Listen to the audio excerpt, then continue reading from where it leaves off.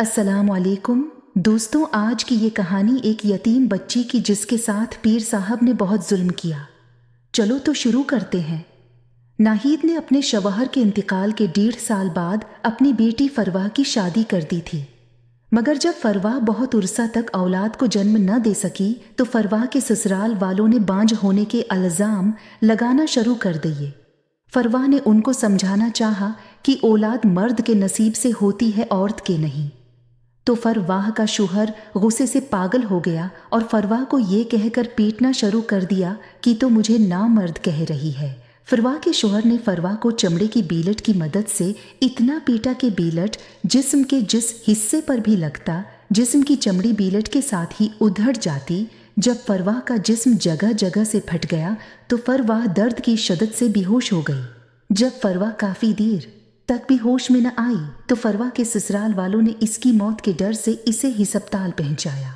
हस्पताल में भी फरवा दूसरे दिन होश में आई, मगर जख्मों के दर्द की शिद्दत की वजह से फिर हालत बेहोशी में चली गई। उसके बाद डॉक्टर्स ने 1.5 हफ्ते फरवा को ज्यादा वक्त हालत गुनूदगी में रखा। 1.5 हफ्ता बाद जब फरवा के जख्म कुछ ठीक हुए तो फरवा को नाहिद अपने घर ले आई।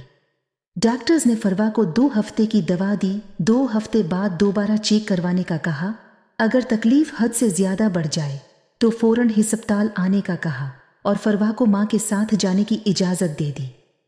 फरवा जितना अरसा हिस्पताल में दाखिल रही, सिवाय पहले दिन कि जब उसे हस्पताल पहुंचाने और उसकी मां के हवाले कराने के बाद फरवा से ससुराल वालों में से कि किसी ने भी दोबारा हस्पताल आने की जहमत न की। जब घर आने के बाद दूसरे तीसरे दिन फरवा की तबीयत कुछ बेहतर हुई तो फरवा के मोहल्लेदार और नाहिद की सहेलियों में से जो भी फरवा की खैरियत जानने आता, फरवा के लिए नाहिद को किसी न किसी पैर का बता जाता कि नाहिद अपनी बेटी को वहां लेकर जाओ तो औलाद हो जाएगी। नाहिद ने औलाद लेने की खातिर और लोगों की बातों में आकर एक पैर के पास जाने का फैसला किया। जब नाहिद इस पैर के पास पहुंची तो पैर साहब ने बातों बातों में नाहिद से इसके सारे हालात मालूम कर लिए और अच्छी तरह तसल्ली कर ली कि इन औरतों के पीछे कोई भी मुहर्रम मर्द मौजूद नहीं। तो पैर साहब की शैतानी हुस जाग गई। पैर साहब ने नाहिद को बताया कि तुम्हारी बेटी पर जादू है, इसको यहाँ 2 दिन और 2 रातें अकेला चिल्ला काटना पड़ेगा तो फिर उसकी बंदिश टूटेगी। इसके बाद उसके नसीब में औलाद लिख दी जाएगी। नाहिद अपनी कम अक्ली की वजह से पैर की बातों में आ गई और घर आकर फरवा को पैर साहब के पास दुआ कर वानी के लिए चलने पर मजबूर करने लगी, मगर फरवा इनकार करती रही और इस बात पर फरवा की मां नाहिद ने नाराज होकर फरवा को बद दुआएं देना शुरू कर दी। फरवा जो पहले ही जिंदगी के सितम सहते सहते आधी मर चुकी थी, माँ की बद दुआएं सुनकर रोने लगी और माँ को प्यार से समझाने लगी कि माँ अल्लाह पाक औरत को गैर मुहर्रम मर्दों से दूर रहने और पर्दा करने के लिए कितने अहकामात देता है, और बताने लगी पैरों के पास औलाद या रिस्क वगैरह लेने की नीयत से जाना तो शिर्क है।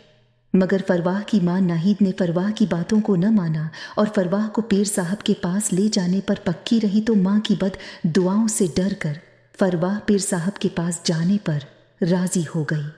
जब नाहिद फरवाह को लेकर पीर साहब के पास पहुंची तो प्यारे दोस्तों, अगर आप उस कहानी का अगला पार्ट देखना चाहते हो तो मेरे चैनल को सब्सक्राइबर कर दें ताकि आपको पार्ट तो मिल सके।